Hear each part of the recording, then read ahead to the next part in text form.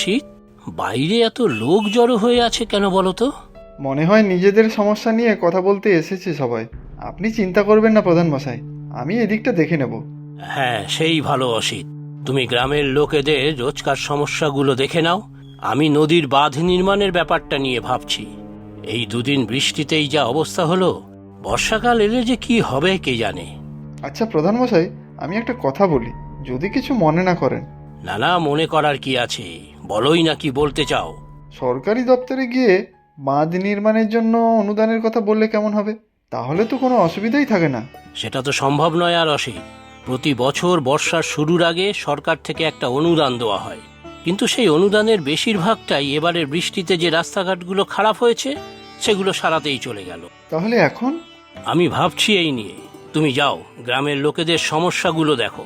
আচ্ছা, আমি এক্ষুনি যাচ্ছি। মুড়ি মাখছি সর্ষের তেল দিয়ে, খাবে তো? হ্যাঁ, খাবো গো খাবো। সারাদিন মাটি কাটতে কাটতে গায়ে হাতে খুব ব্যথা হয়ে গেছে, খিদেও পেয়েছে খুব। তুমি মুড়ি খাও, আমি ভাত বসাচ্ছি। তাড়াতাড়ি খেয়ে শুয়ে পড়ো তো আজকে। নিপা, কালকে পঞ্চায়েত অফিসে গিয়েছিলে তুমি? প্রধান মশাই কিছু বললেন? প্রধান মশাইয়ের সাথে কথা হয়নি গো, অসিত বাবুর সাথেই কথা হলো। উনি বললেন তো দেখবেন ব্যাপারটা। বৃষ্টিতে বাড়ির চালের অবস্থা দেখেছো কি হয়েছে? কোনো রকমে ঠেকনা দিয়ে রেখেছি। শুধু কি আমাদের বাড়ি, ওই দিকের দীপেনের তো আরও বাজে অবস্থা। বাড়ির একদিকটা প্রায় ভেঙে যাওয়ার জোগাড়। অসিত বাবু তো বললেন উনি সব দেখে নেবেন। তুমি কোনো চিন্তা করো না গো, দীপেন দাও তো প্রধান মশাইয়ের সাথে কথা বলতে পারে। প্রধান মশাই এখন আমাদের সাথে কথা বলেন কোথায়? সব তো ওই অসিতবাবুই দেখেন। জানি না আমাদের কি হবে। তুমি মুড়িটা খাও, আমি একটু ভাতে ভাত বসিয়ে দিচ্ছি। হ্যাঁ যাও, আমি দেখি কাল দীপেনের সাথে একবার কথা বলে কোনো উপায় বার করতে পারি কিনা। কি দীপেন, আজ খেতে গেলে না কেন? আর ক্ষেত, মন মেজাজ ভালো নেই গো দুলালদা। সবই বুঝতে পারছি দীপেন। কাল নিপা পঞ্চায়েত অফিসে গিয়েছিল কথা বলতে। দেখা যাক কোনো সুরাহা হয় নাকি। আমিও কি যাবো একবার? বর্ষাকাল এসে গেলে তো আরো সমস্যা শুরু হবে। রেবাকে ওর বাপের বাড়ি পাঠিয়ে দিয়েছি। এই বাড়িতে এইভাবে থাকা যায় বলো? রেবা তো বলেছিল ওর গয়নাগুলো বন্ধক রেখে মহাজনের কাছ থেকে টাকা ধার নিতে, কিন্তু আমি আর পারলাম না। না না, ভালো করেছো দীপেন। ওই মহাজন চড়া সুদে ধার দেবে, মরে গেলেও শোধ করতে পারবে না। গরিব হওয়া বড় জ্বালা গো দুলালদা, কবে যে দিন ফিরবে আমাদের। চিন্তা করো না দীপেন, সব ঠিক হয়ে যাবে। আরে অসিতবাবু এদিকেই আসছেন, দাঁড়াও ওনাকে ডাকি। অসিতবাবু, অসিতবাবু এদিকে আসুন না একবার। হ্যাঁ বলো, কি হয়েছে? আমাকে আবার পঞ্চায়েতে যেতে হবে, অনেক কাজ আছে। অসিতবাবু, বাড়ির অবস্থা তো দেখছেন, চাষবাসের অবস্থাও তাই। দুদিনের বৃষ্টিতে সব ফসল নষ্ট হওয়ার জোগাড়। যদি কিছু সাহায্য করতে পারতেন আমাদের জন্য। আমার বউ কাল আপনার সাথে এই ব্যাপারে কথা বলে এসেছিল।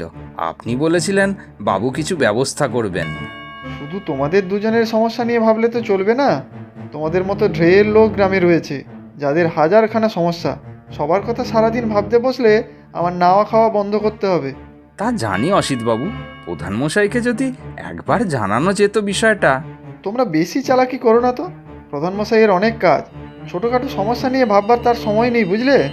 হয়েছে তোমাদের এখন, কাজের মাঝে বাধা পড়লে আমার মেজাজটা খারাপ হয়ে যায়। এদিকে সব ঠিক আছে তো অসিত? অনেক জায়গায় দেখলাম বৃষ্টিতে এলাকার বাড়ির চালের অবস্থা খুব খারাপ। বর্ষাকালের বাঁধ নির্মাণের কথা চিন্তা করতে করতে এগুলো তো দেখাই হচ্ছে না। আপনি কোনো কিছু নিয়ে ভাববেন না প্রধানমশাই, আমি আছি তো। অসিত, এই গ্রামের লোকেরা আমার কাছে সব। এদের জন্যই আমি আজ এই জায়গায়, বুঝলে? হ্যাঁ নিশ্চয়ই। তা বাঁধ নির্মাণের খরচের জন্য সরকারি দপ্তরে কথা বলে কোনো লাভ হলো? লাভ হলো মানে ওই আর কি। জানোই তো সরকারি দপ্তরের কাজ। আগামী মাসে সরকারি দপ্তরের লোক আমাদের গ্রামে এসে দেখে যাবে। ততক্ষণ আমাদের অপেক্ষা করতে হবে। আর এর আগেই যদি বর্ষার বৃষ্টিতে গ্রাম ভেসে যায় তখন কি হবে? কোনো কিছু সাহায্য না পাওয়ার থেকে এই ছোট ছোট উদ্যোগও আমাদের জন্য অনেক অসিত। তার আগে পর্যন্ত আমার যতটুকু সাধ্য আমি তা দিয়েই গ্রাম আর গ্রামের লোকেদের আগলে রাখবো।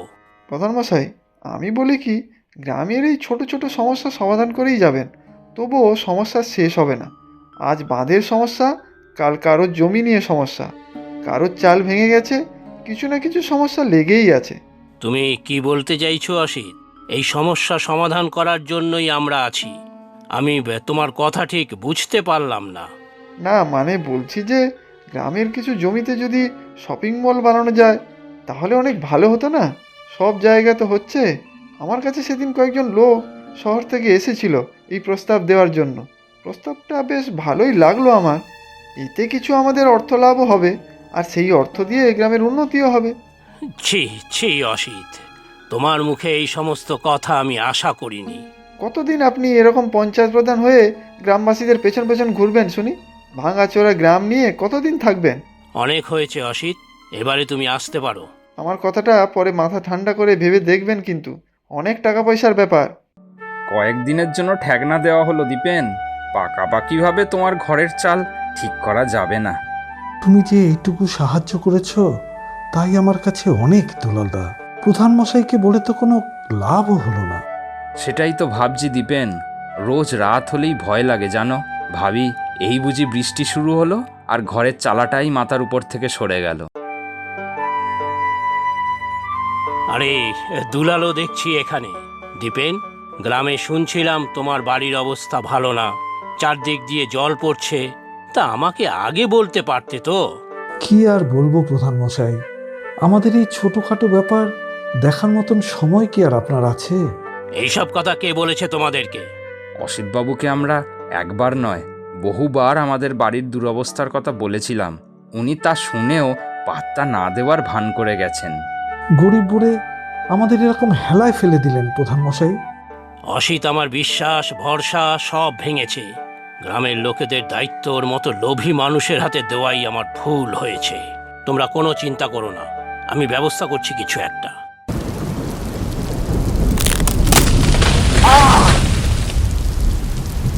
ইস, কি বৃষ্টি শুরু হয়ে গেল দেখলে? সাথে আবার বাজও পড়ছে। বাজে আমার বড্ড ভয় গো। এই তো বাড়ি প্রায় চলে এসেছি। রান্নাঘরে এতক্ষণে মনে হয় জল জমে গেছে। তাড়াতাড়ি চলো নিপা।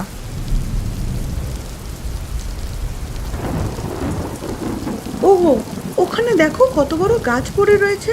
রাস্তার মাঝে এভাবে গাছটা ভেঙে পড়ে রয়েছে। ভাগ্যিস কারোর মাথায় পড়েনি। চলো তো ওদিকটাই গিয়ে দেখি। আরে এ তো আমাদের অসিতবাবু।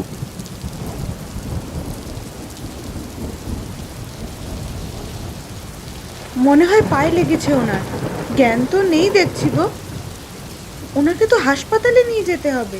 হ্যাঁ। এখন কেমন লাগছে অসিত? সব ঠিক আছে তো? পায়ে খুব ব্যথা হচ্ছে না অসিতবাবু? না, এখন একটু ভালো, কিন্তু কালকে যে কোথা থেকে কি হয়ে গেল আমি যেন এখনো একটা ঘোরের মধ্যে রয়েছি মনে হচ্ছে। এত বড় একটা গাছের ডাল আপনার মাথায় যে পড়েনি, এই তো অনেক। আজ তোমরা না থাকলে আমি যে আজকের দিনটা চোখেই দেখতে পেতাম না। আর সেই তোমাদেরকে জমি থেকে উৎখাত করে আমি শপিং মল বানানোর কথা ভাবছিলাম। কি বলেছিলাম অসিত? গ্রামকে তুমি এত সহজে শহর বানাতে পারবে না। মানুষগুলোকে তো আর রাতারাতি বদলাতে পারবে না। গ্রামের মানুষগুলো গরিব হতে পারে, অনেক ছোট ছোট সমস্যা থাকতে পারে, কিন্তু মনটা ওদের বড়, বুঝলে? আমি ওদের জন্য নতুন জীবনও পেলাম, কিন্তু শিক্ষাও পেলাম। আজ থেকে গ্রামের ছোট বড় সব সমস্যার দায়িত্ব আমি নেব। কথা দিলাম প্রধান মশাই, সবাইকে ভালো রাখবো। প্রচুর সঠিক উত্তরদাতাদের মধ্যে থেকে আমরা বেছে নিয়েছি 10 জনের নাম। গল্পের নাম এক থালা কচুবাটা। নামগুলি হলো সারিকা, শরীয়তপুর, বাংলাদেশ থেকে; মণিমালা, কোতলপুর, বাঁকুড়া, পশ্চিমবঙ্গ থেকে; ইরিনা, দিনাজপুর, বাংলাদেশ থেকে; সাজিদ, ঝিনাইদহ, বাংলাদেশ থেকে; মামনি খাতুন, লালগোলা, মুর্শিদাবাদ, পশ্চিমবঙ্গ থেকে; জান্নাত আক্তার রওজা, ময়মনসিংহ, বাংলাদেশ থেকে; বর্ণালী মান্ডি, বাঁকুড়া, পশ্চিমবঙ্গ থেকে; মোহাম্মদ শাহরুখ জোদ্দার, জামালপুর, বাংলাদেশ থেকে; শ্রেয়া রায়চৌধুরী, উত্তর 24 পরগনা, পশ্চিমবঙ্গ থেকে; সুমি প্রামাণিক, বেহালা, পশ্চিমবঙ্গ থেকে। আজকের প্রশ্ন: অসিত গ্রামের চাষিদের উৎখাত করে সেখানে কি বানাবে ঠিক করেছিল? তোমরা প্রশ্নের উত্তরের সাথে নিজের নাম আর কোথায় থাকো সেটাও লিখে জানাবে কিন্তু।